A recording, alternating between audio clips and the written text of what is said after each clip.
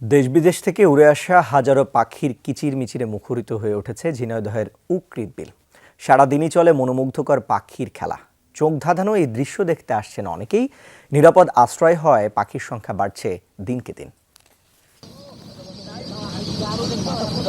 বিস্তীর্ণ জলরাশির মাছ থেকে উকি দিচ্ছে বক, রাঙা ময়ূরী, ছোট সরালি, পানকৌড়ি সহ নানা প্রজাতির পাখি।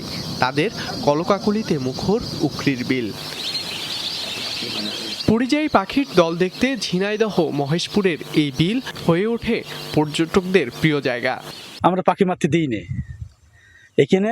গত 5 বছর ধরে কোনো পাখি মারা চলে না। এই শীতকালে আসে, গরমকালে অল্প দুটি পাখি থাকে। খরাগুলো 12 মাস থাকবে, কিন্তু কান পাখি এখন নেই। তারপরে এই পানকৌড়ি এগুলো থাকবে। শীতের সকালে প্রচন্ড ভাবে পাখিগুলো দেখা যায়। তার মধ্যে অন্যতম পাখি আছে আপনার সরাইল আছে, গাংচিল আছে, কায়ুম পাখি আছে, ডঙ্কুর পাখি আছে। পাখিদের সাথে নিরিবিলি কিছু সময় কাটাতে প্রতিদিনই ছুটে আসছেন প্রকৃতিপ্রেমীরা।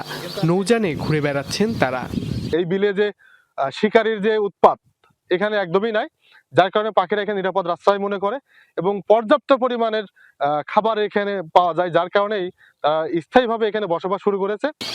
সরকারি পৃষ্ঠপোষকতা পেলে বিলটি পাখির অভয়ারণ্যে পরিণত হতে পারে বলছেন ইজারাদার। আমরা প্রায় কাছাকাছি চলে এসেছি, হ্যাঁ, তারপর দেখেন ওরা কিন্তু নড়তেছে না। ওরা জানে যে আমাদের কোনো বিপদ নাই। প্রাকৃতিক ভারসাম্য রক্ষা করে পাখি আল্লাহ তাআলার প্রতিদান। কোনোভাবেই এই প্রাকৃতিক ভারসাম্য এলাকায় আমি অন্তত নষ্ট হতে দেব না।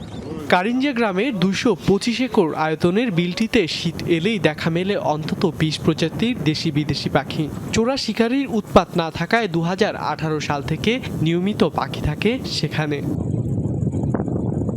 ধ্রুবই গ্রামুল, যমুনা নিউজ।